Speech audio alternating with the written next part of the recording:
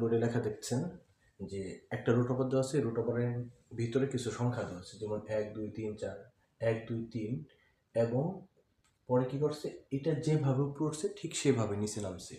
এটাকে যখন আমাদের মান বের করতে বলে তখন আমাদের এটা সচরাচর যে নিয়মটা আমরা ব্যবহার করি সেটা হচ্ছে এই সবগুলো যোগ করে রুট ওভার করি, বা এত সময় পরীক্ষার মধ্যে নেই।